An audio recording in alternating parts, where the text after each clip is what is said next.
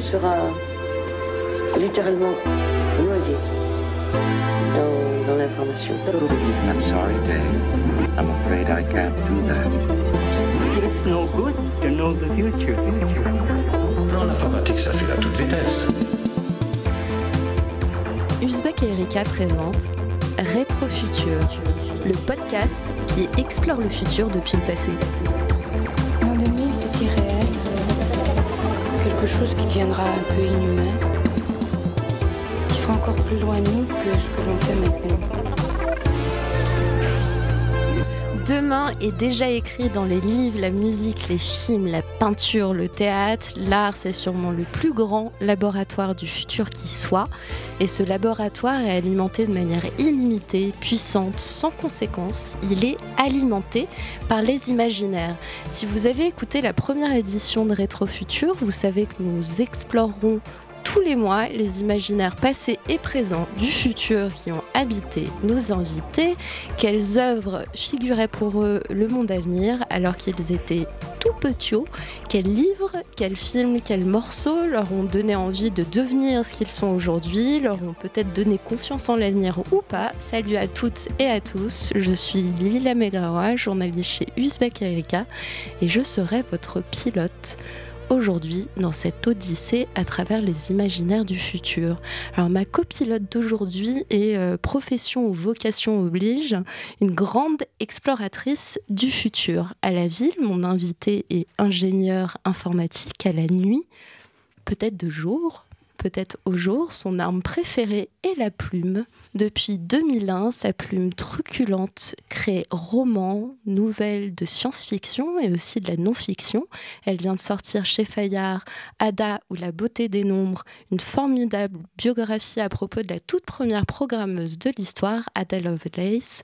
Dès 2005, elle rafle au passage plusieurs prix, le prix Bob Moran, 2 fois le Grand Prix de l'Imaginaire et pour En temps la nuit, édité à La Talente, le prix Masterton.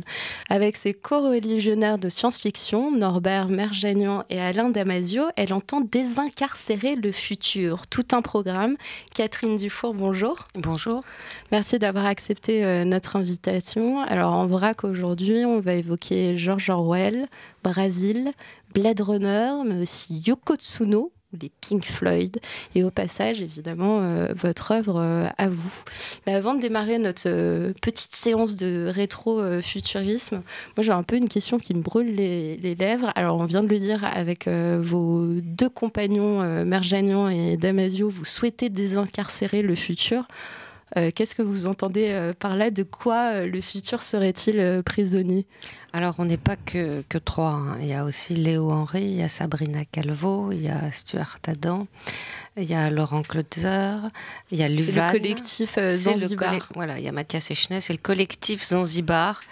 Ça vient du fait qu'il y a quelques années de ça, on s'était dit qu'on ferait un recueil d'utopie. Et puis, vous voyez, c'est toujours en chantier parce qu'on s'est rendu compte que notre avenir avait une tête d'accident de voiture. Ouais. Et on s'est dit qu'il fallait absolument agir. Voilà, la SF, c'est vrai que c'est une littérature d'alerte, donc elle a un peu pour vocation de donner l'alerte, donc d'être un peu catastrophiste.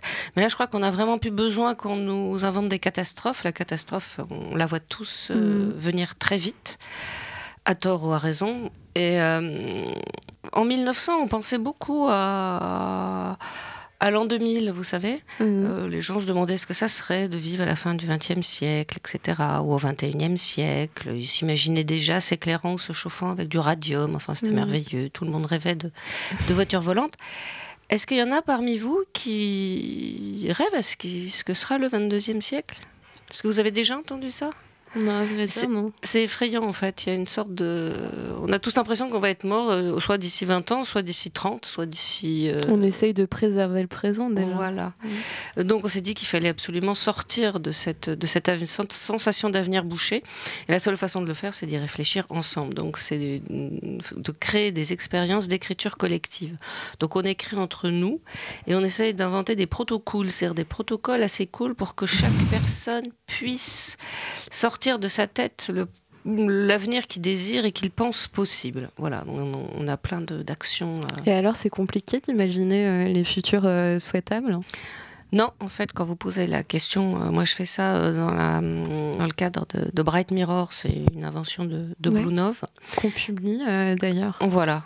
Et en fait, on se réunit à 80 personnes autour d'un thème très précis et on doit en sortir en 1 heure une nouvelle sur les retraites en 2050 ou le fonctionnaire en 2050. Il faut que ce soit très concret. Et on s'aperçoit que les gens ont des bonnes et belles idées. Et alors, d'abord, tout est à base de verre, c'est clair. Tout est à base de plus de lenteur, ça aussi c'est clair, de plus de solidaire. C'est marrant parce que souvent les idées, elles sont trouvées par les enfants ou les vieillards. Ça, c'est un vieux résidu mythique. Dans les mythes, systématiquement, ceux qui aident, ceux qui font les psychopompes, c'est-à-dire le lien entre le monde des morts et le monde des vivants, donc ceux qui apportent les idées, ce sont les tout petits enfants et les vieillards qui justement touchent à l'empire des morts. C'est amusant de voir cette tendance à faire confiance aux enfants et aux vieux ressurgir en fait d'un vieux fond mythologique. Ça, c'est très marrant. Même les personnes âgées. Oui, les personnes âgées, on les sent, on les sent sages ou toutes proches de la mort et donc d'un monde immense, inconnu et multiforme, rempli de la sagesse des siècles. On va commencer par une œuvre qui a sûrement bercé votre enfance, vous me le direz, ou votre adolescence. Yoko Tsuno, japonaise, électronicienne. Dans tout l'univers, elle impose son intelligence, son audace, son courage. Yoko lance un défi au temps pour sauver l'humanité de la destruction. Dans le 11e album des aventures de Yoko Tsuno, La spirale du temps. Yoko Tsuno, 11 albums chez votre libraire. Yoko Tsuno. Alors, on vient d'entendre, la pub est assez géniale. Je l'ai trouvée dans les archives de l'INA. Alors, on vient de l'entendre, Yoko Tsuno est l'héroïne d'une bande dessinée des années 70, qu'on doit au dessinateur et scénariste Roger Leloup. Alors, Yoko Tsuno, de ce que je comprends, c'est un croisé de Tintin, Emma Peel, MacGyver, avec une grosse majeure scientifique. On l'a entendu, elle est électronicienne et aussi ingé son sur des reportages. Et en fait, avec ses acolytes, elle est souvent entraînée dans des aventures qui frisent la science-fiction. Moi, dans la BD, l'édition que j'ai lue, La spirale du temps, elle voyage littéralement dans le temps. Catherine Dufour, vous le disiez ça, enfant, pourquoi avoir choisi Yoko Tsuno ? C'est la première héroïne badass que j'ai rencontrée. Il y avait aussi Natacha qui était hôtesse de l'air, et il y avait Isabelle qui était une femme médecin. Mais Yoko Tsuno, elle était géniale. Et c'est pas que, ces aventures ne tangentaient pas la science-fiction, c'était de la pure SF d'un bout à l'autre, quoi. C'est vraiment la première héroïne femme qui se bat, qui est excellente en tout. Normalement, ça devient agaçant d'ailleurs, parce qu'elle est aussi bonne en judo qu'en karaté, qu'en tir à l'arc. Puis elle est super classe en plus. Les super canons. Je rêvais de ces bottes rouges. Voilà, ça a été vraiment moi. Je me suis aperçue rétrospectivement, en faisant un peu la liste de mes auteurs et de mes héroïnes préférées, de mes héros préférés, que c'était massivement des autrices et massivement des héroïnes. Ça, c'est particulier. En science-fiction, vraiment, les premiers livres qui m'ont marqué, c'est Libraquette.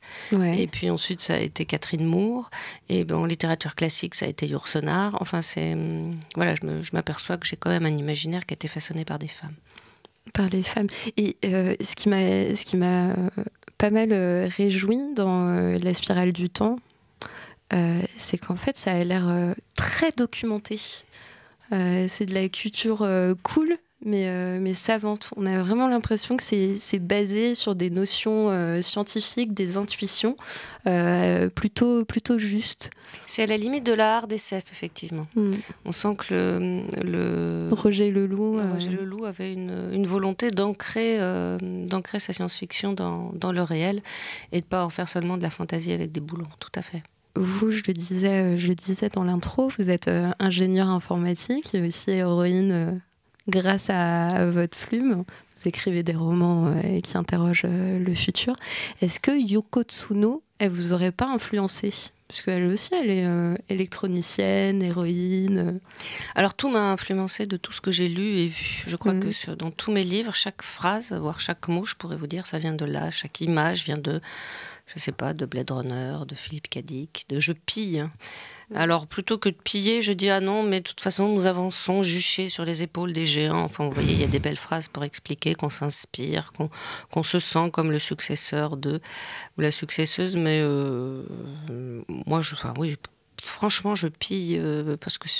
Vous nourrissez, en fait. Je me nourris, en fait, je ne suis qu'un vaste filtre et je déverse dans les pages ce que j'ai retenu dans mon tamis, en gros. C'est comme ça que je vois. Et puis à travers votre interprétation à vous. Exactement. Je suis un regard. Nous sommes tous un regard. Exactement. Dans notre société, on se représente souvent les informaticiens comme des informaticiens et pas des informaticiennes. Pourtant, on sait bien que la pensée informatique peut être partagée par tous et toutes. D'ailleurs, le premier programmeur au monde est une programmeuse. Et ça, c'est l'histoire d'Ada Lovelace. Ou presque.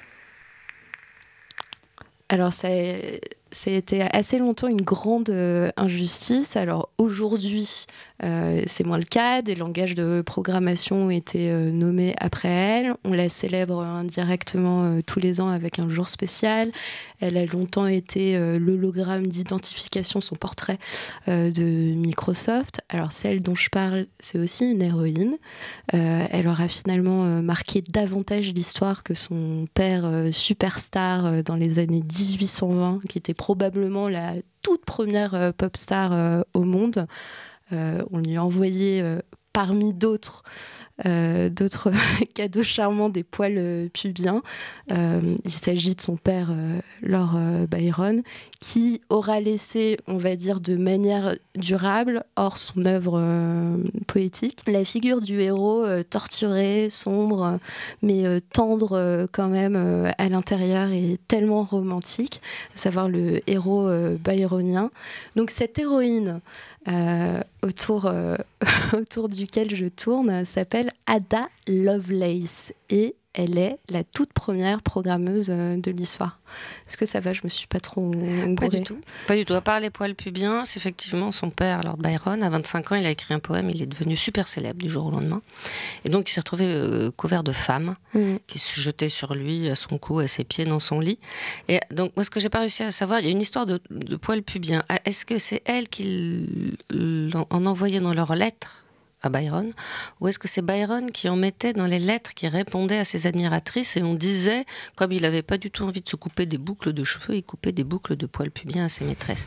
Alors tout ça reste purement folklorique, parce que finalement on n'y était pas, et il y avait beaucoup de folklore. Il me semble avoir lu dans sa correspondance, dans sa correspondance qu'il avait reçu, parce que ado j'étais une très grande fan de Lord Byron, donc j'ai lu quantité de biographies, toutes les biographies existantes sur cet auteur-là, et également sa correspondance, des extraits de sa correspondance parue. Eh ben, vous en savez plus que moi sur les poils pubiens. Il était particulièrement poursuivi effectivement par des femmes, dont Caroline Lamb, dont vous parlez. Voilà, oui. Vous parlez, et qui est la cousine de la mère d'Ada. D'Ada Lovelace, il me semble. Alors pourquoi Ada? Pourquoi avoir choisi Ada Lovelace pour être l'héroïne de cette première biographie? Alors j'ai écrit un recueil de mini-bio de femmes qui s'appelle Le Guide des métiers pour les petites filles qui ne veulent pas finir princesse, qui est sorti en 2014 chez Fayard. Et parmi ces mini-bios, il y avait celle d'Ada. Et c'est mon éditrice Sandrine Palussière chez Fayard qui m'a dit « Et si on développait le personnage d'Ada ?» Et donc j'ai décidé d'aller y voir et j'y suis restée pendant 2 ans. Et alors vous dites que c'est la toute première biographie française. Voilà, alors Ada n'est pas si méconnue que ça par rapport, je sais pas, à Lise Meitner qui a quand même inventé la fission nucléaire, enfin qui l'a découverte et qui n'a même pas eu le Nobel, c'est une pure honte. Ada n'a pas été tant maltraitée que ça. Elle est connue en pays anglo-saxon, en gros depuis les années 80. Il y a de plus en plus de bio, surtout avec la 4e vague du féminisme, il y en a de plus en plus. Et elle est de toute façon connue par les informaticiens depuis le premier ordinateur, là je vous parle de la Seconde Guerre mondiale. Donc elle n'a pas été tant maltraitée que ça, mais en France, il n'y a pas une seule biographie française d'Ada Lovelace. Il y a une traduction de la biographie de Stein, mais cette traduction, elle est parue en 85 et elle n'a pas fait un carton plein, quoi. Donc il était temps de réparer cette injustice et d'offrir au grand public français, qui est celui qui n'est pas plongé dans le milieu informatique, une biographie d'Ada. Et alors, elle aurait écrit donc la note G. Alors, à ne pas confondre avec le point Godwin ou autre point, ça n'a rien à voir. Et ça aurait inspiré le C++. Alors vous en savez plus que moi encore en pratique aujourd'hui. En gros, qu'est-ce qu'elle a inventé concrètement? Alors non, ça n'a pas inspiré le C++, mais quelqu'un qui s'y connaît en C++ reconnaîtrait la syntaxe. Voilà. D'accord. On va dire que c'est la même logique. Alors, globalement, Ada, elle a étudié les maths et puis elle a rencontré un homme qui s'appelait Babbage, lequel Babbage était un gros génie, mathématicien, ingénieur, et qui avait décidé de fabriquer un gros calculateur mécanique. Et Ada a vu sa machine, c'est, je pense, une des rares personnes à s'y être vraiment intéressée, c'est-à-dire avoir compris quelque chose. Et ils ont travaillé ensemble. Donc, Babbage a fait une démonstration en Italie de sa machine. Il y a un Italien qui l'a trouvée intéressante. Il a fait une description en français, parce qu'à l'époque, la langue véhiculaire, c'était le français et pas l'anglais. Et Babbage a dit, mais elle est très bien cette description, il faudrait la traduire du français à l'anglais. Ada, voulez-vous vous en charger? Elle l'a fait. Elle lui a rendu, il lui a dit, vous avez pas mis 2-3 notes? Elle a dit, ah bon, je peux. Et là, poum, elle a doublé, triplé le volume de l'article original. Mais c'est un article, hein, on n'est pas face à d'énormes volumes. Et effectivement, elle a fait un certain nombre de notes. La première note qui s'appelle donc note A, elle fait le saut conceptuel que n'a pas fait Babbage. Babbage, lui, voyait son calculateur comme une façon de manipuler des chiffres pour obtenir des tables de multiplication, d'addition, de logarithme, d'assurance, de tir, ce que vous voulez, sans faute. Parce que ça l'agaçait, il y avait des fautes partout. Et Ada a dit, mais si au lieu de ne manipuler que des chiffres, cette machine manipulait des données, des variables, des inconnus, c'est-à-dire des données. Voilà. Donc elle a fait un saut conceptuel et Turing, en relisant cette note, a trouvé ça intéressant et il a noté il a inventé l'objection de Lady Lovelace qu'il a casé dans son article de 1950 dont on dit qu'il est fondateur de l'intelligence artificielle. Et puis après on dégringole les notes et on arrive à la note G. Dans la note G, Ada a voulu donner un exemple de calcul des nombres de Bernoulli et elle a rédigé ça d'une façon qui effectivement rappelle lointainement le langage C++, tout simplement une disposition algorithmique, mais qui avait comme particularité de comporter la première boucle, c'est-à-dire une répétition d'instructions. L'idée qu'on pouvait faire comme ça, elle appelait ça des diagrammes, des programmes qu'on pourrait réutiliser, donc l'idée d'une bibliothèque logicielle. Tout ça, c'est vraiment elle qui l'a inventé, mais ils étaient à deux. De toute façon, ce genre de découverte, ça ne se fait jamais tout seul. Et puis tout ça est tombé dans l'oubli, parce que Babbage est mort vieux et elle est mort jeune, mais de toute façon inconnue. On n'a jamais pu construire l'ordinateur mécanique. Imaginé par Babbage. Pour 1000 raisons, c'était trop cher. Babbage changeait ses plans tout le temps, il s'engueulait avec tout le monde. Enfin bon. Ada est partie vivre à la campagne parce que tel était le souhait de son mari. En plus, elle était malade, elle a toujours été malade, et elle l'était de plus en plus. Bref. Et donc tout ça est tombé dans l'oubli, dans la poussière, mais toujours au fond de la British Library. Les scientifiques, ils aiment bien, avant de se lancer dans quelque chose, consulter ce qui a été fait avant. C'est jamais perdu un article scientifique, de l'importance d'être publié dans des revues scientifiques de qualité. Et puis, l'électricité est arrivée, donc, en 1937, il y a un jeune homme nommé Aiken, qui est un très beau jeune homme, qui était un ingénieur de Harvard, je crois qu'il y a un copain qui lui voulait vraiment avoir un calculateur électromécanique, et il y a un copain qui, je sais pas, à la cantine, lui a dit « Ah, mais ça me rappelle qu'il y a quelqu'un, ça commence par B, je crois qu'il a travaillé dessus », donc il est allé consulter les notes, il est allé au grenier chercher des restes de la machine de Babbage, et autour de ça, il a monté le Mark I, qui est un des ancêtres de tous nos ordinateurs. Donc là, on est en 39, en 40, en pleine Seconde Guerre mondiale. Donc Ada Lovelace fait partie des innombrables personnes qui ont participé à l'essor de l'informatique. Mais à son époque, ses idées étaient géniales, celles de Babbage aussi, mais il n'y avait pas les moyens de faire les engrenages qu'il faut, il n'y avait pas moyen de les propulser, il n'y avait pas d'électricité. Donc il y a des gens comme ça qui sont géniaux beaucoup trop tôt. Et on oublie effectivement à quel point l'histoire de l'informatique est féminine. Alors, outre Margaret Hamilton ou Grace Hopper, on oublie également les ENIAC Girls, qui étaient des programmeuses parmi les toutes premières. Alors, à l'époque, il me semble, c'était considéré comme une forme de secrétariat par les hommes, ce qui peut expliquer qu'elles aient gardé la main sur cette discipline. Et si on regarde l'histoire de l'informatique, on s'aperçoit que dès lors que les hommes perçoivent l'informatique comme cruciale, le nombre de femmes diminue dans ces métiers-là. Ce qui fait que si on regarde en 1985, il me semble, on comptait encore 37% de femmes dans les métiers de l'informatique. C'était infiniment plus dans les années 50-60. Et aujourd'hui, ce chiffre atteint à peine les 12-13%. Ah oui, moi j'en étais sur 50% en 1980 et 20% actuellement. Alors c'est simple, c'est une question d'argent. Quand l'informatique est devenue incontournable, on a mis les femmes dehors pour regarder les gros salaires. C'est toujours comme ça que ça fonctionne. Il y a énormément de femmes qui ont travaillé dans l'informatique tout au long de l'histoire de l'informatique. Et elles ont été effectivement flanquées dehors. Il y a une des calculatrices de l'ENIAC d'ailleurs qui a dit « Si les hommes avaient su l'importance que prendrait la programmation, ils ne nous auraient pas laissé ça. » Et Grace Hopper, qui est la première programmeuse du Mark I, donc Aiken fabrique le Mark I autour de la machine de Babbage, tout en lisant les notes d'Ada Lovelace. Et la personne qui programme, c'est Grace Hopper. Et c'est Grace Hopper qui dit, c'est Ada qui a écrit la première boucle, le premier programme. Je ne l'oublierai jamais, nous ne l'oublierons jamais. Et c'est pour ça que le nom d'Ada Lovelace, de toute façon, a toujours été connu dans les milieux informatiques. Ça elle n'est jamais passée à la trappe. Alors pour revenir à Ada, à vous lire, on se dit qu'elle aurait probablement fait une merveilleuse écrivaine, autrice de science-fiction. Elle fait, écrivez-vous, des rêves transhumanistes.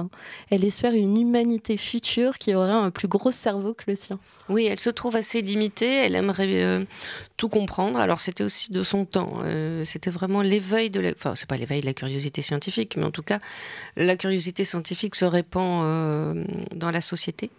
Et donc ils ont envie de tout comprendre, elle a envie de mettre en équation le génie, la capacité de découverte, elle voit pas pourquoi on n'y arriverait pas. Et en fait, à cette époque, il y avait des amateurs et des spécialistes, mais par exemple celui qui parlait le plus couramment l'assyrien, c'était un ouvrier graveur qui était meilleur que les meilleurs spécialistes. Il y avait encore comme ça une porosité entre les différents domaines de la science. C'était une époque très intéressante où on faisait dans le même temps des recherches sur l'astrologie, sur l'occultisme et sur les températures de fusion des métaux. Quelqu'un comme Faraday, qui était un chercheur, un physicien génial, ne parlait pas un mot de mathématiques et trouvait ça très très marrant de faire des découvertes bien mieux que tous ses collègues qui étaient très très bons en maths. Et donc Ada faisait partie en fait de ce mouvement et elle aurait voulu tout connaître, tout comprendre, tout savoir, et elle disait effectivement j'espère que dans 200 ans on aura des plus gros cerveaux, ça nous aiderait bien. Alors c'est assez fou parce que Ada qui souhaite donc entamer des études mathématiques, on a un de ses docteurs qui salue en fait sa volonté d'apprendre en disant que les maths pourraient tenir en respect ses pulsions sexuelles. Oui, tout à fait. Alors à l'époque, les maths, c'était pas du tout couru. Si vous vouliez gagner des sous, il fallait travailler, il fallait entrer dans l'église ou à l'armée ou grenouiller à la cour ou faire du commerce, ce que vous voulez, mais pas les maths. Les maths, c'était vraiment des petits exercices qu'on faisait quand on était étudiant ou qu'on mettait dans les ouvrages de dames. Et effectivement, Ada, elle a une enfance très très très pénible parce que les enfances de ces époques étaient très pénibles. Et puis ensuite, bon, elle s'est mariée, elle a fait les 3 enfants réglementaires. Et après ça, il lui restait beaucoup d'énergie. Voilà. Les femmes de la basse société trimaient comme des ânes absolument toute la journée, c'était épouvantable. Et celles de la haute société, c'était l'inverse. Elles avaient l'interdiction de faire quoi que ce soit. Bon. À chaque fois qu'elle disait, par exemple, Mary Somerville, elle lisait, elle disait « Ah non, c'est unladylike ». Bon. Alors on lui confisquait ses livres et ses chandelles, donc du coup elle révisait son Euclide de nuit dans le noir. Voilà, parce que c'était unladylike. Ce qui était ladylike, globalement, c'était de boire du thé, de s'occuper de ses enfants. Et Ada donc se sentait beaucoup de force inemployée et elle a demandé à un ami de sa mère, parce qu'elle a eu un peu tendance à fauter avec son précepteur. Son précepteur, voilà. Donc là, elle s'était fait lourdement disputer et donc elle a écrit à un ami de sa mère en lui disant « Mais les maths, ça m'intéresse ». Il lui a répondu « Oui, puis en plus les maths, c'est très désincarné, donc ça permet effectivement de lutter contre les dégoûtantes pulsions sexuelles. » Voilà.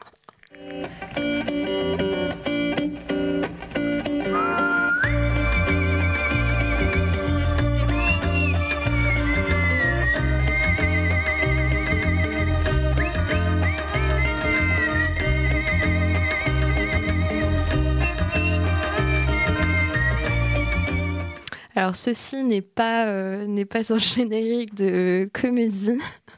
Il s'agit du thème musical du merveilleux et fantaisiste et baroque mais cauchemardesque film de Terry Gilliam, Brasil. Alors c'est pas une rom-com teintée de SF, c'est plutôt une plongée dans un monde quelque peu flippant, une société qui est à la fois moralement grevée par son désir de performance et une société aussi rendue hystérique par la toute-puissance et la lourdeur de son administration. Alors rien ne se passe sans paperasse. Un insecte, en anglais bug, ce qui est assez rigolo, écrasé par la machine cause d'une grave erreur administrative. I hereby inform you under powers entrusted to me under Section 47, Paragraph 7 of Council Order Number 438476 that Mr. Buttle Archibald, residing at 412 North Tower, Shangri-La Towers, has been invited to assist the Ministry of Information with certain inquiries, and that he is liable to certain financial obligations as specified in Council Order RB/CZ/907/X. Sign here, please. Alors, dans l'extrait qu'on vient d'entendre, un innocent vient d'être arrêté par erreur à cause d'un bug, littéralement un insecte, qui a fait un pâté sur un dossier. En fait, l'innocent s'appelle Buttle. Oui. Et l'administration cherchait à arrêter un Tuttle, incarné par Robert De Niro. Et en fait, l'absurdité va de la situation. C'est que l'officier va jusqu'à faire payer sa femme ses frais d'arrestation. On se croirait en Chine. C'est très proche. Il facture la balle avec lequel on exécute un membre de la famille. Oui. Alors Brasil, pour moi, c'est vraiment le film ultime, quoi. Et pour moi, c'est bien plus que le film 1984, la bonne version filmique du livre 1984. Voilà, et c'est monstrueux. Brasil. Ouais.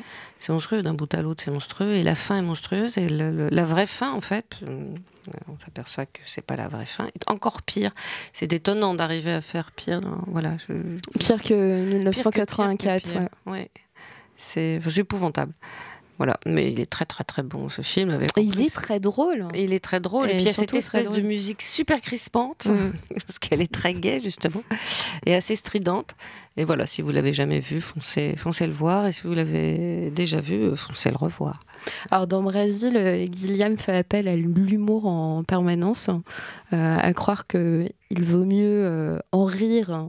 Il vaut mieux rire que pleurer. Alors vous-même, on peut dire que votre plume, elle est assez souvent drôle, tout en parlant de choses plutôt mauvais zombies.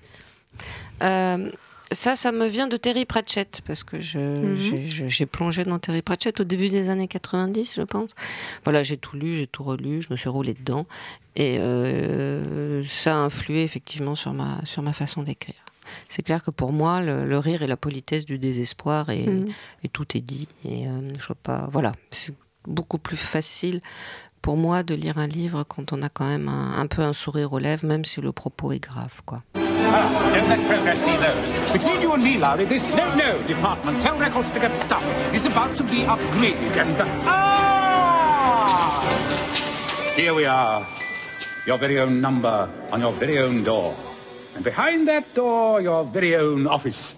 Congratulations, DZ-015. Welcome to the team. Alors là, on vient d'entendre une bataille pour un bureau.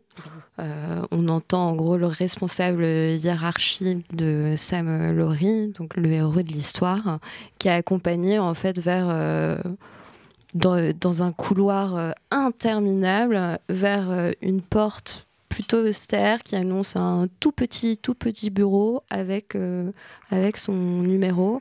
Et en fait, on le salue, on le félicite pour sa promotion. La bataille pour un bureau, vous pensez que c'est arrivé, ça y est, on y est?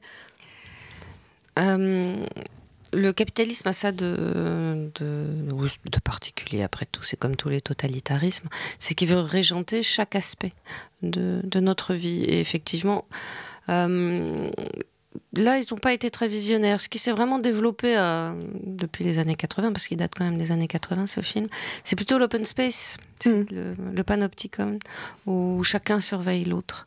Et où finalement, on n'est jamais seul, on n'est jamais tranquille, on peut jamais, je ne sais pas moi, se gratter entre les doigts de pied tranquillement. Alors qu'à l'époque, peut-être, les gens étaient enfermés dans des tout petits bureaux. Mais c'est plutôt l'open space avec la surveillance de chacun par tout le monde qui a triomphé, mais enfin, ça reste le même type de contrôle. Quite an experience to live in fear, isn't it? That's what it is to be a slave. I've seen things you people wouldn't believe. Attack ships on fire off the shoulder of Orion. I watched sea beams glitter in the dark near the Tannhauser Gate.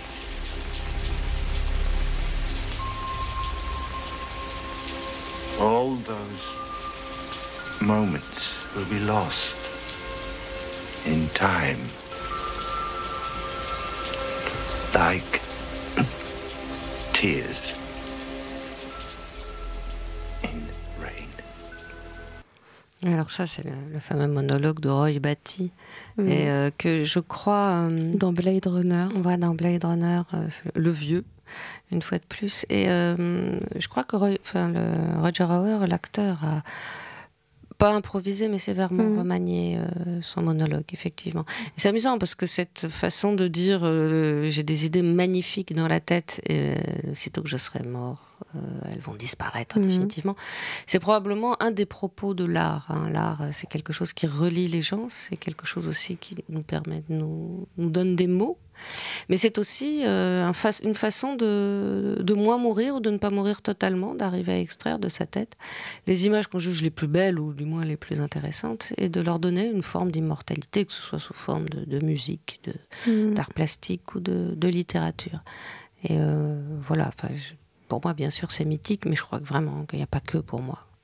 Vous recherchez ça, vous aussi, quand vous écrivez cette recherche de postérité, pas de postérité, mais d'immortalité à travers ce que vous écrivez? Ah, complètement. De toute façon, il y a deux façons d'essayer d'être immortel. C'est de répandre ses gènes ou de répandre ses mèmes. C'est-à-dire soit de créer, soit de faire des enfants. Et c'est bien de faire les deux aussi. Oui, bien sûr, c'est une lutte contre la mort, et pas seulement la mort physique qui arrive un jour ou l'autre, mais la mort aussi de toutes les images belles ou intéressantes qu'on peut avoir dans la tête et qui peuvent aussi se dissoudre tout simplement dans le quotidien, dans l'oubli. Ça fait vraiment partie, moi, de mes questionnements personnels. Et il y a beaucoup de mes livres, notamment de fantasy, où je rêve que tous les morts sont sauvegardés sur Internet et qu'ils hantent le net. Et bien sûr, oui. Ça, c'est très clair que ça fait partie de mes obsessions. J'ai oublié de faire le pitch de ce film de Ridley Scott, Blade Runner, donc sorti en 82. On est dans les dernières années du XXe siècle. Des milliers d'hommes et de femmes sont partis à la conquête de l'espace. Ils ont fui les cités qui sont devenues totalement insalubres.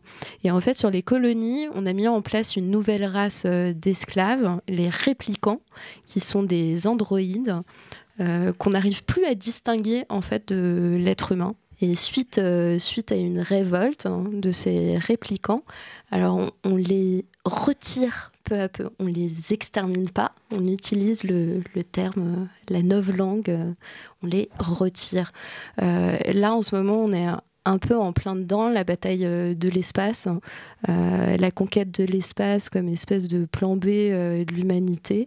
Genre on continue à polluer ou pas, c'est pas grave, on peut espérer avoir la conquête spatiale. Et Blade Runner évoque également l'intelligence artificielle déployée pour nous servir. Oui, et ce qui est très particulier, c'est quand on compare le Blade Runner le vieux et le Blade Runner la plus récent, qui est sorti, je ne sais plus, en 2016. Et à la fin du Blade Runner le vieux, il y a des fins alternatives, ça devait finir mal, et puis finalement les studios ont décidé de faire une fin un petit peu positive. Cette fin positive, tout simplement, Rick Deckard, ah zut, je suis en train de spoiler. Bon, bref. Ouais, c'est pas grave. Ceux qui ne sont pas morts partent dans la campagne, dans les montagnes, les vertes collines de la Terre. Et c'est rigolo d'ailleurs parce que ces plans-là ont été offerts par Kubrick. Ce sont des plans qu'il avait tournés pour Shining. Ah oui ? Oui. Et dans Blade Runner 2049, il n'y a plus, je ne sais pas si vous vous souvenez, mais quand il va chercher... Je ne l'ai pas vu. Quand il va chercher Harrison Ford, il est dans un désert absolument abominable.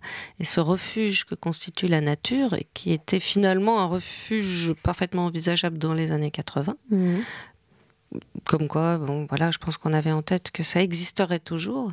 Et on sent qu'il y a une érosion de l'idée de ce refuge. Et qu'on se sent vraiment coincé sur une planète qui est en pleine attrition de par notre fait. Donc c'est encore plus désespéré, le nouveau Blade Runner. Mais il est vraiment bien, ce film. Il y a des gens qui ont dit qu'il est peut-être un peu long, bon, mais je trouvais qu'il y avait beaucoup de choses dedans. Oui.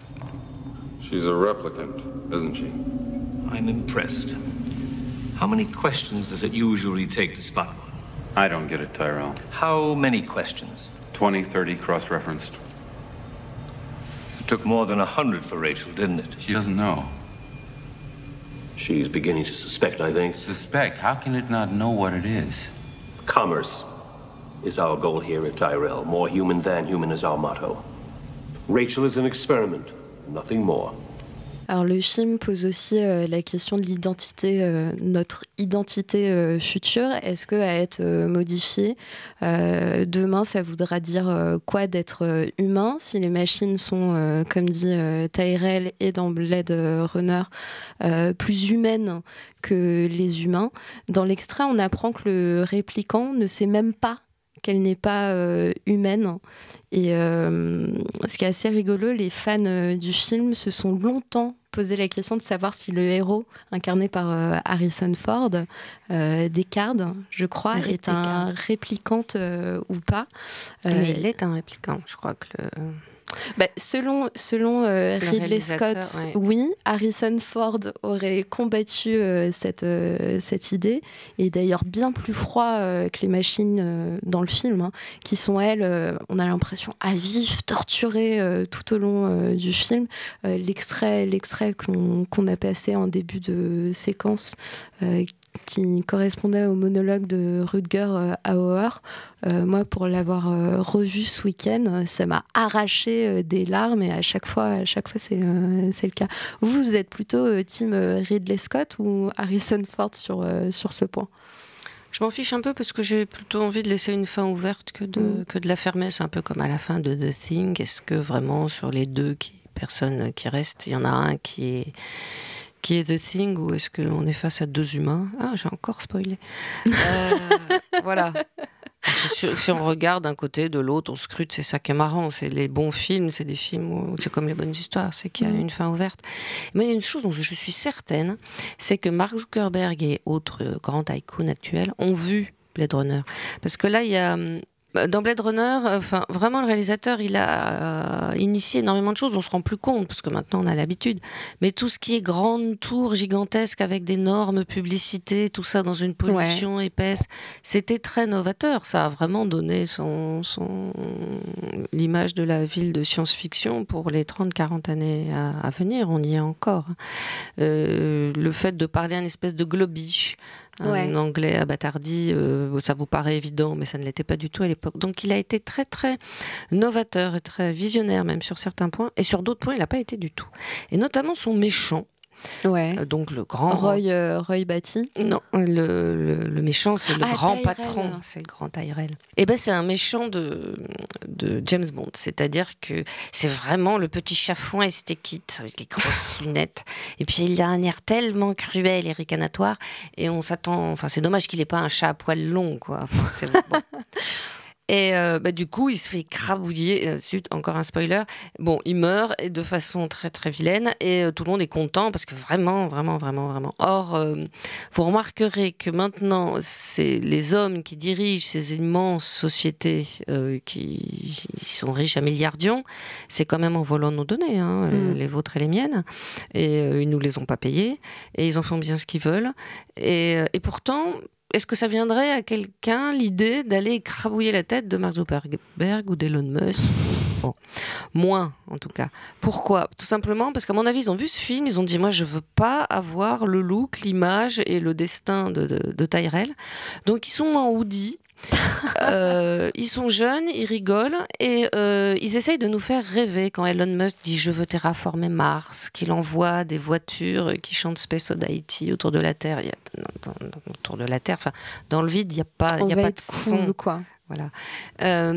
Quand ils jurent Google jure qu'ils sont en train d'essayer de lutter contre la mort, on ne sait pas du tout ce qu'ils font dans leur laboratoire, et ils y mettent des milliards et c'est toujours les nôtres, et ils nous les rendent pas pour construire, je sais pas, des crèches, des hôpitaux, des écoles, mais ils nous sont sympathiques parce qu'ils savent nous faire rêver, ils savent avoir un look cool, ils ont échappé justement à la malédiction d'avoir une très sale image d'accapareur, et je me dis ils ont peut-être regardé Blade Runner et ils se sont dit moi je veux pas être lui ni finir comme lui. Donc en ce qui concerne le grand méchant, Ridley Scott n'a pas été du tout. Il est passé un peu à côté. Il n'a pas été visionnaire. Est-ce que vous pensez que sur la question d'une intelligence artificielle qui serait plus humaine, donc sentiente, sensible, et donc qui peut plus être considérée comme quantité négligeable, est-ce que vous pensez que c'est une question qui va se poser? Non. Si vous demandez au grand pape de l'intelligence artificielle, Yann Lequin, maintenant il travaille pour Facebook, les intelligences artificielles faibles, c'est-à-dire qui travaillent sur le sujet qu'on leur donne, je sais pas moi, le jeu d'échecs ou autre chose, elles peuvent être aussi bonnes au Go à partir du moment où on leur dit étudier le Go. Ça, on y arrive, très bien, parfait. Mais par contre, les intelligences artificielles fortes, c'est-à-dire capables de se donner elles-mêmes leur but, et capables de switcher d'une activité à l'autre, et capables de tenir compte d'enjeux personnels qu'elles se sont créés, il dit, mais non seulement on n'y est pas, mais on n'a même pas la plus petite idée de sur quel chemin on pourrait s'engager. Donc non, je ne crois pas que l'intelligence artificielle forte nous menace. Et alors maintenant, est-ce que ça serait une menace parce que... Mais sensible, sensible surtout. Voilà. Alors... la Frankenstein. Ouais. Qu'est-ce que la sensibilité en fait? Il faut voir qu'on calque ça sur nous. Or nous, on a cette particularité d'avoir été des enfants, c'est-à-dire des êtres faibles, c'est-à-dire d'avoir tout un psychisme qui s'est développé avec des besoins en lait, des besoins qu'on change nos couches, des besoins qu'on nous chante des chansons. On a en plus un cerveau qui essaie quand même de comprendre l'infini alors qu'il a été conçu pour faire la différence entre deux bananes. Donc tout ça fait de nous des êtres profondément imparfaits avec une conscience entachée de pulsions psychiques qui nous échappent complètement.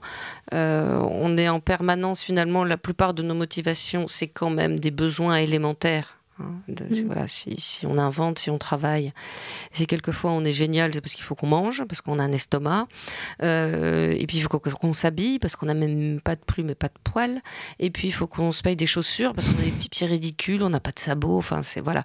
On est vraiment une créature très imparfaite, et c'est de là que vient notre conscience, que viennent nos décisions, et une intelligence artificielle, elle n'aurait pas d'enfance, elle n'aurait pas donc de faille psychique, pas de névrose, il n'y a pas de raison. Et puis, elle aurait a priori pas de problème avec ses capteurs. Alors peut-être, je sais pas, elle aurait faim d'électricité, mais enfin, l'intelligence artificielle, si vous lui coupez l'électricité, elle va pas aller la chercher, elle va juste s'arrêter. Donc, si un jour on arrive à faire une intelligence artificielle forte, elle n'aura pas une conscience aussi plaintive et donc aussi destructrice que la nôtre. Voilà, je pense que ce qu'on risque, c'est qu'elle regarde tout ça et qu'elle parte en courant vers d'autres galaxies plus accueillantes. Alors, dans l'introduction du film, on lit sur l'écran que les réplicants ne sont pas exterminés, mais retirés. Alors, l'utilisation de la langue pour dominer les esprits est aussi quelque chose qu'on va retrouver dans votre prochain bonbon culturel, Catherine Dufour, 1984. How's the Newspeak committee? Working overtime? Butter, 2%. Milk, 6%. Plus big wastage and adjectives. 8%. Mutton, 3%. Plus big problem is timing the language to scientific advance. Pork, 3%. Yes. Poultry, 9%. It's a beautiful thing, the destruction of words. Sugar. C'est une merveilleuse chose que la destruction des mots. On vient d'entendre un extrait du film de Michael Radford, 1984, une adaptation du roman de George Orwell, 1984, paru en 1949. Pour faire assez rapidement le pitch, en 84, on a le monde qui est divisé en trois blocs, l'Océania, l'Eastasia et l'Eurasia. Ces trois pays sont en guerre. Winston, le héros, est un simple employé au service de Big Brother, le dictateur tout-puissant de l'Océania. Et il est sur le point de commettre un crime par la pensée, à savoir vivre un amour avec une jeune femme.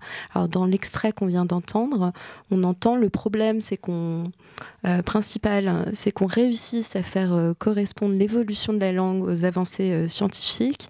Et un peu plus loin, on entend c'est une merveilleuse chose que la destruction des mots. En tant qu'écrivaine, serait quoi votre regard sur l'évolution des langues par le prisme des technos? Vous l'avez déjà évoqué un peu plus tôt par le globish. Aujourd'hui, on est en mode, on like, on lol. Il y a une langue du travail qui s'est développée. On va parler de kick-off, on fait un call. Donne-moi ta deadline à Zap, etc. Exactement. Alors, qu'est-ce que ça traduit? La langue, vous pensez, elle s'est appauvrie par paresse ou par désir politique? Non, elle s'est pas du tout appauvrie, la langue, ça s'enrichit de toute façon. Effectivement, il y a un espèce de bafouillis initiatique inhérent au monde du travail, mais il y a un bafouillis initiatique inhérent à tout. Voilà, les adolescents ont le leur, les enfants ont le leur, les vieux s'empressent justement d'employer des tournures désuètes parce que ça leur rappelle le bon vieux temps. Si vous regardez, prenez n'importe quel domaine professionnel, il y a leur bafouillis qui est obligatoire. Quand vous êtes sur un bateau, vous ne pouvez pas dire tire la ficelle, parce que des ficelles, il y en a 140 et qu'il faut faire vite. Donc c'est choque l'écoute ou choque la drisse, parce que c'est pas du tout la même et il faut faire très vite. Donc moi ça me dérange pas du tout qu'il y ait comme ça j'adore au contraire les inventions langagières, tous les néologismes, et j'estime que si vous avez besoin d'un mot et qu'il n'existe pas, surtout n'hésitez pas à l'inventer, on est là pour ça. Et moi en tant qu'écrivain, quand on vient me voir en me disant mais tout de même, alors une fois j'avais employé un mot, c'est une eau c'est une flaque d'eau salée à la marée descendante. Et on m'a dit mais ça n'existe pas. Je dis je m'en fous, voilà, je l'ai inventé. Je suis écrivaine et ça c'est mon privilège. Je pense que ça peut être le privilège de tout. Mais il est évident que quand on dit plan d'outplacement pour dire je vire tout le monde, voilà, c'est se moquer du monde et il faut effectivement arracher ces rideaux-là devant des réalités beaucoup plus crues. Il y a bien sûr toujours une lutte du langage. La lutte du langage pose, en termes de mots, se pose aussi en termes de qui pose les questions, même pas tellement celui qui apporte les réponses, c'est celui qui pose les questions. Par exemple, quand on dit on va poser la question aux Français, êtes-vous pour ou contre, je sais pas, l'islamisme, il y a un moment, le problème c'est la question qu'on pose, c'est pas tellement la réponse qu'on y apporte. Donc il y a 1000 façons de torturer le langage et c'est bien pour ça que les Romains l'avaient bien compris, puisque à l'époque, l'essentiel de l'enseignement c'était la rhétorique, c'est-à-dire l'art de battre l'autre à plate couture dans les discours. Et ça reste parfaitement vrai. Le langage, bien sûr, c'est une grande force, c'est ce qui modèle notre pensée. Notre pensée. Mais de là à dire que notre langage s'appauvrit, je suis certaine qu'effectivement il s'est appauvri et que maintenant plus personne ne sait ce qu'est une rocambole. Mais à l'époque, ils ne savaient pas ce qu'était un ordinateur, donc finalement c'est l'un contre l'autre. Je suis très, très, très opposée au c'était mieux avant. D'abord parce que j'en viens, c'était pas mieux. Ensuite que c'est vraiment un signe de vieillissement d'esprit, il faut se méfier, on peut choper ça jeune et ça c'est pas facilement, bon du tout. Oui. Et puis c'est souvent aussi un signe de dépression. Donc si vraiment vous trouvez que c'était mieux avant, il faut aller consulter. Bon petit conseil de Catherine Dufour. Alors dans 1984, on a également les citoyens qui sont surveillés par des télécrans. 30 to 40 group, take your places, please. Right. Let's see which one of us can touch his toes. Right over from the hips, brothers and sisters, please. 1, 2. 1, 2. 1, 2. 1, 2. Smith? 6079 Smith W. Yes, you. Bend lower. You're not trying. Watch me. Alors dans 1984, donc le maître de l'Océania, c'est Big Brother, son portrait affiché sur tous les murs et télécrans. Et en fait, sur ces télécrans, ça sert à entendre les citoyens, également leur diffuser des messages de propagande non-stop, et aussi, comme on vient de l'entendre, les réprimander. Mais c'est un espion. Et c'est assez marrant parce que dans 1984, ça a longtemps été considéré par beaucoup de lecteurs et de lectrices comme un livre qui disait attention, attention au totalitarisme, ça commence comme ça se passe comme ça, méfiez-vous. Et clairement, le warning était posé sur Staline et sur Hitler à l'époque. Ça a été écrit en 1948. Et la fin... Donc, on montre bien comment le totalitarisme s'installe, se maintient et perdure, et comment il écrabouille les humains. Et à la fin, je respoil, désolé, bouchez-vous les oreilles, le héros aime Big Brother. Voilà, c'est tout d'un coup chez lui une épiphanie après avoir haï Big Brother de toutes ses forces et pour d'excellentes raisons parce qu'il a été réduit à l'état de Locke. Ça y est, enfin, il est réuni à la foule immense des êtres humains et il aime Big Brother. Et je crois que dans ce livre, absolument tout fout la frousse, la façon dont il est traité, la façon dont la surveillance est installée, la façon dont on détruit la langue, sauf la fin. Parce que vraiment, aimer Big Brother, ça ne nous passerait pas par la tête. Et Big Brother, effectivement, véhiculé par le téléscreen. Et autant il y a des termes inventés dans 1984 qui sont restés, comme la novlangue, autant téléscreen, c'est tombé en désuétude. Et bien maintenant, levez la main ceux qui, ici, n'ont pas dans leur poche ou chez eux au moins un écran. Un téléscreen, ouais. Voilà. Et levez la main ceux qui en ont 3, c'est-à-dire un portable, une tablette et un PC chez eux ou à leur travail ou les deux. Et on les aime. et on les couve. Et on aime Big Brother. Et il avait bien prévu, et on a tous ricané en disant Orwell a raison dans l'intégralité de son livre, sauf à la fin, c'est trop ridicule de tomber amoureux de Big Brother. Et il avait raison. Et un jour, je me suis rendu compte à quel point j'aimais mon écran. Et, on les considère comme des extensions, des partenaires, je pourrais plus m'en passer. On se bolosse, on se victimise quelque part nous-mêmes, en captant nos petites performances, en restant connectés. Voilà, c'est très chaleureux, effectivement. Et effectivement, le Big Brother nous a chopés par l'affectif. C'est plus soft power, mais à un moment, j'étais justement en train de me demander quels sont les mots de 1984 qui sont restés parmi nous et quels sont ceux qui ont disparu et pourquoi. Et le téléscreen, je me suis dit, mais bon sang, parce que le téléscreen on n'est pas loin, le double plus like, c'est un peu je crois que c'est ça, hein. Double plus like. Double plus blond. Oui, c'est ça. Bon, c'est ça. Ça peut correspondre au je like. Maintenant par je like ou je dislike. C'est ça. Sans nuance, tout à fait. C'est horrible.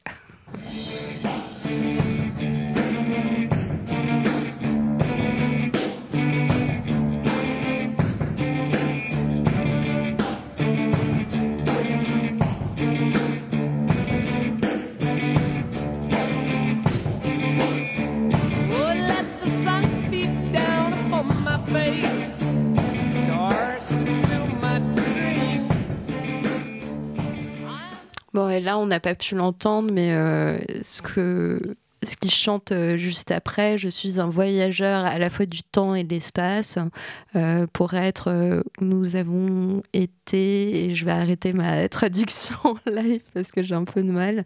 On vient d'entendre le morceau mythique des Led Zeppelin, Cashmere, tiré de l'album Physical Graffiti, qui est sorti en 1975. Alors dites-nous un peu en quoi c'est turfu, Catherine Dufour, Cashmere. Ah non, c'est pas turfu du tout en fait. Est-ce que c'est les riffs et de l'espace de ce morceau? Est-ce que c'est le sujet? Non, c'est pas du tout turfu. Là, c'est purement Donjons et Dragons, c'est vraiment purement Tolkien. Moi, c'était ce que je mettais parce que je jouais à Donjons et Dragons, donc j'avais une magicienne demi-elfe qui s'appelait Kani d'ailleurs, comme la vilaine de Yokozuna. Et puis après, j'en ai eu marre et je me suis fait un barbare, Grohar il s'appelait. Il avait 20 de consti, 2 d'intelligence et violait les poules. Et parce que c'est tellement plus reposant de jouer un gros barbare. Et puis après, je suis devenue MD. Et je faisais moi-même les fiches de combat. Voilà, on avait quand même l'Advanced Dungeons and Dragons, c'est-à-dire un bouquin pour s'inspirer, mais on faisait vraiment tout à la main. C'était des jeux de plateau, ça durait 48 heures minimum, rien que pour le début de la quête.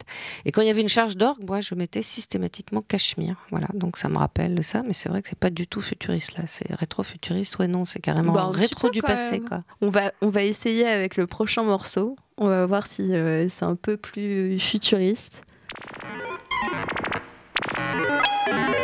Motor. Power, force, motion, drive. Power, force, motion, drive. Power, force, motion, drive. Power, force, motion, drive.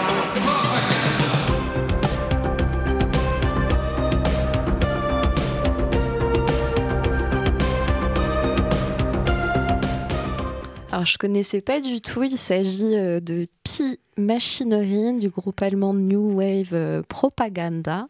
Bon, là, Propaganda, comme... bon, là, ça l'est un peu moins, mais je me suis fait la réflexion comme...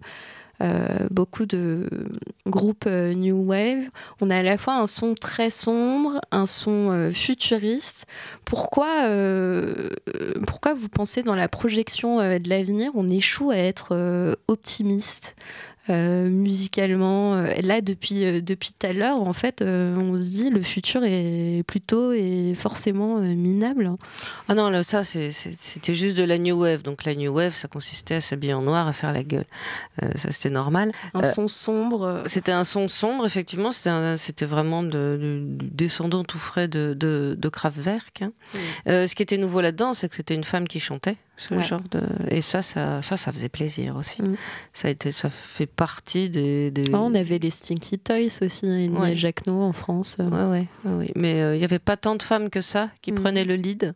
Là, il y en a maintenant beaucoup plus. Et dans une musique qui n'était pas une musiquette où elle se promenait en mini-jupe. Donc moi, ça m'avait marqué P Machinery pour ça. C'était aussi le début de l'empowerment. Ça remonte à loin et elles avaient bien du mérite, ces femmes-là, effectivement. Ouais, c'est vrai qu'effectivement, dans la New Wave, j'essaye de trouver, mais j'arrive pas à trouver d'autres chanteuses, mis à part Ellie Medeiros. Et encore... Qui était en mini-jupe. Ouais, oui, effectivement.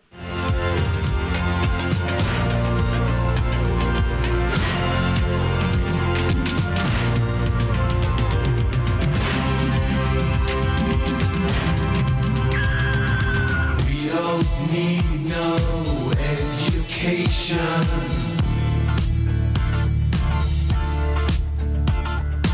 We don't need no thought control. Ouais, c'est frustrant de passer que 30 secondes.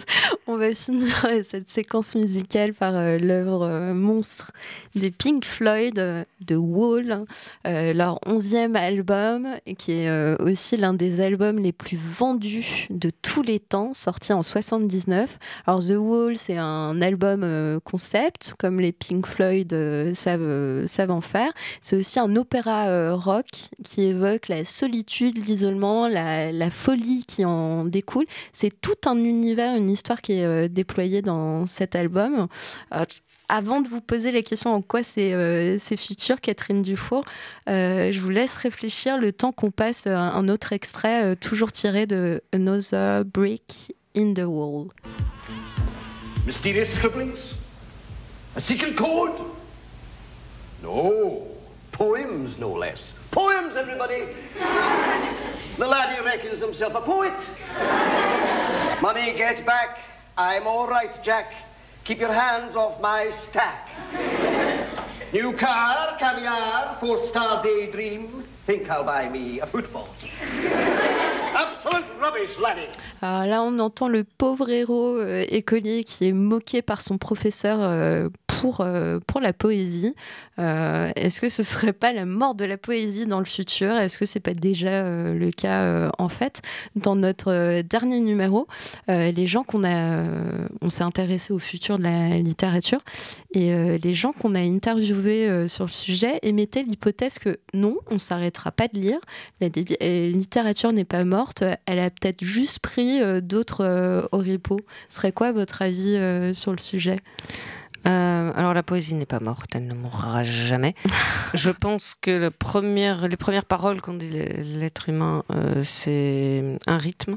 Voilà, c'est quelque chose de rythmique, probablement de chanter, c'est probablement de la poésie chantée. Je pense que la dernière chose qu'on dira, c'est ça.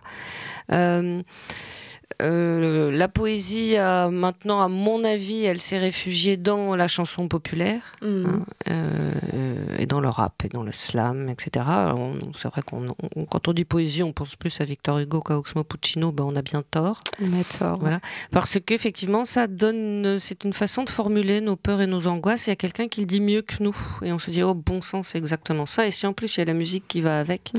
La musique, ça tape directement aux émotions. Alors que quand vous passez par les paroles, vous passez par un truchement. Il faut que ce soit retraité par votre cerveau. C'est en ça que je trouve que la musique est un art beaucoup plus direct que l'écriture. Et si j'avais été musicienne, j'aurais jamais été écrivain, permettez-moi de vous le dire.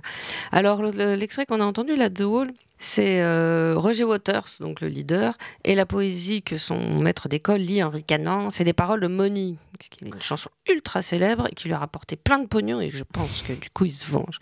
Alors ce pauvre Roger Waters, visiblement il a eu des problèmes avec sa mère, il a eu des problèmes à l'école, puis après il a eu des problèmes avec sa femme. Donc c'est un ensemble de problèmes, ce garçon. Et à l'écouter, il est un petit peu agaçant, parce qu'après il s'est retrouvé lui-même, une fois qu'il est devenu riche et célèbre et qu'il s'est bien vengé, il s'est retrouvé assez ligoté. dans son rôle. Et là, il n'a pas su en sortir. Et je crois qu'encore à l'heure actuelle, il gémit sur le fait qu'il a l'impression d'avoir un lead role in a cage, c'est-à-dire un rôle directeur dans une cage dorée, et non pas un rôle actif d'homme de la rue. Voilà, parce que l'argent est une autre forme de cage. Mais voilà, avec une vie un peu minable, il a fait du grand art, et c'est ça, à mon avis, un grand artiste. Et ce qu'il met en scène dans The Wall, c'est un homme qui est en proie à la méchanceté des femmes diverses, de la société en général, et qui après se construit un mur derrière. Et quand il en ressort, c'est un gros dirigeant nazi qui transforme ses hordes de fans en assassins abominables. Donc c'est un espèce de processus qui fait d'un enfant tendre, innocent et ouvert sur le monde un rouage de la société qui transforme les jeunes pousses comme lui en terreau. Et en ça, je dis pas que c'est une œuvre immortelle, ça c'est les générations suivantes qui jugeront, mais c'est une préoccupation qui, elle, sera toujours effectivement immortelle. Comment est-ce qu'on fait pour ne pas devenir soi-même le salopard qu'on détestait tant quand on était petit? Ça c'est clair. Donc c'est pour ça que The Wall a eu un impact pareil, et c'est pour ça que je pense que c'est un album qui est toujours écouté. Et qui sera toujours écouté par les générations futures, a priori. Mais j'en sais rien. Ça, vous espérez en tout cas. Alors, dans une interview que vous nous aviez donnée, vous racontiez que vous aviez de plus en plus de mal à écrire de la science-fiction. Est-ce que ça voudrait dire que la vie, ou plutôt la recherche scientifique fondamentale, elle serait plus rapide que l'imagination aujourd'hui? Alors moi, dans les années 90, j'ai écrit une nouvelle... Mémoire morte, voilà. Avec une jeune fille qui branche son jeu vidéo 3D immersif à toutes ses données personnelles, y compris médicales, et même elle lui raconte tous ses rêves. Donc, voilà, pour avoir un univers qui colle parfaitement à ses fantasmes les plus profonds. Bon. Et j'avais 10-15 ans d'avance. Et puis après, plus ça allait, et puis bon, moi j'avais d'avance, et puis maintenant, dès que j'ai une idée géniale, je la tape sur Google, et puis voilà, elle a déjà été inventée il y a 6 mois. Donc je me suis dit, je viens de passer 50 ans, donc c'est normal, il faut que je laisse la place au suivant. Et j'ai demandé à mes potes de Zanzibar, potes et potines, et qui ont 10-15 ans de moins que moi, et qui m'ont dit, ah mais non, mais c'est Léo Henry qui m'a dit, toi aussi, tu viens de réaliser que la science-fiction est en train de se prendre le mur du réel dans la face. Donc on se rend compte que la science va tellement vite qu'on n'a plus le temps de broder autour, de faire autour de la littérature, de la réflexion. Donc on est totalement overwhelmed, submergé par toutes ces nouveautés. On n'a pas le temps de les mettre en scène, de comprendre les risques, et donc de prévoir les risques. Et ça, c'est un vrai souci. C'est pour ça qu'avec Zanzibar, on s'est tourné vers l'écriture collective pour arriver à réfléchir vite et ensemble sur l'ensemble de ce qui nous arrive. Et il faut absolument qu'on voit par où ça peut mal tourner. En fait, la recherche fondamentale serait devenue la SF d'aujourd'hui. Oui, si vous regardez, vous prenez un article, on arrive à synthétiser la vasopressine, et on a identifié que cette hormone permettait de faire varier le sentiment paternel, le sentiment d'amour d'un père pour ses enfants. Et donc, vous imaginez, si c'est injecté dans notre bouffe, on va pouvoir comme ça faire que tous les hommes vont se reproduire et s'occuper de leurs enfants. Puis après, vous mettez un antagoniste de la vasopressine, et vous allez retrouver des hommes qui vont partir et qui vont se remettre à forniquer partout en abandonnant leurs enfants. Donc ça permettrait de gérer, de mieux réguler les flux de vente de matériel de puériculture ou de je sais pas moi, de matériel de boîte de nuit. Et donc il y a un nombre considérable de risques qui arrivent des laboratoires absolument tous les jours.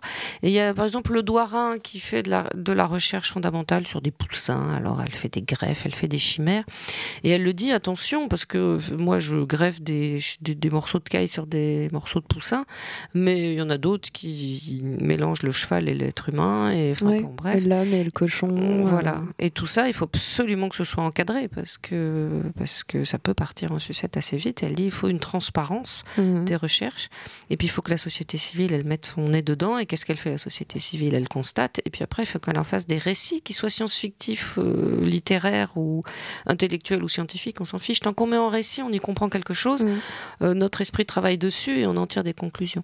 Mais si on ne le met pas en récit, on risque effectivement à un moment ou à un autre soit d'être paralysé par l'angoisse, soit de se retrouver avec des hommes chevaux qui nous plairont certainement très peu.